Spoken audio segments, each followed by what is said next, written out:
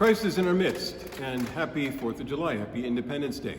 As you see, behind me is an American flag, and we're all grateful for the freedom we have here living in this country. We're grateful for all the people who went before us, who fought for freedom, who defended freedom, and who helped expand the blessings of freedom for more and more people over the last 200 and plus years.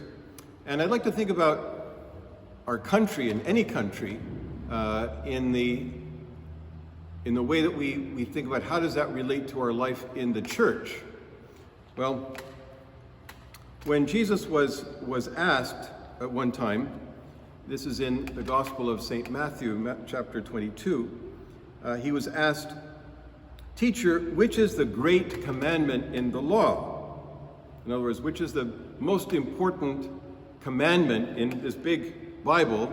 What's the most important commandment? And he said, "You shall love the Lord your God with all your heart and with all your soul and with all your mind. This is the great and first commandment.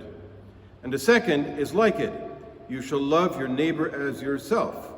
On these two commandments depend all the law and the prophets." Well, let's think about that very first one, about loving God with all your heart and mind and soul, because that goes back to the 10 commandments. That's the very first of the 10 commandments. And if you go back to the book of Exodus in the Old Testament, in chapter 20, it begins this way. "And God spoke all these words, saying, I am the Lord your God, who brought you out of the land of Egypt, out of the house of bondage. You shall have no other gods before me. You shall not make for yourself a graven image, or any likeness of anything that is in heaven above, or that is in the earth beneath, or that is in the water under the earth. You shall not bow down to them or serve them. For I, the Lord your God, am a jealous God, visiting the iniquity of the fathers upon the children to the third and the fourth generation." Well, what all that means is that God says he alone is God.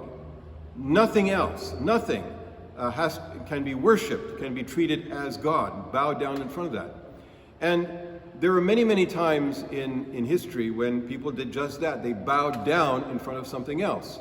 The most famous example is in the book of Exodus again, when Moses came down from the mountain and he saw the people of Israel worshiping a golden calf. So a calf made out of gold, they were bowing down in front of it.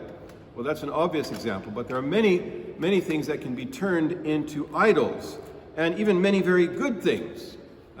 Money can be turned into an idol. Pleasurable things can be turned into idols. Success can be an idol. Even family and friends can be an idol.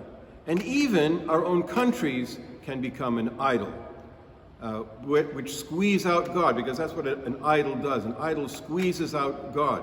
People decide to worship something else besides God, and they forget about God. They squeeze out God, and that's what an idol is. So we have to be careful.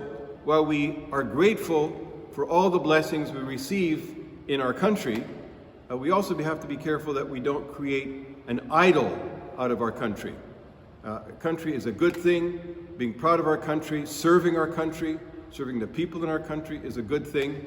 But everything in balance and everything under that greatest of commandments, which is to love the Lord your God with all your heart, all your mind, all your soul. And then the second one, as Jesus said, your neighbor as yourself.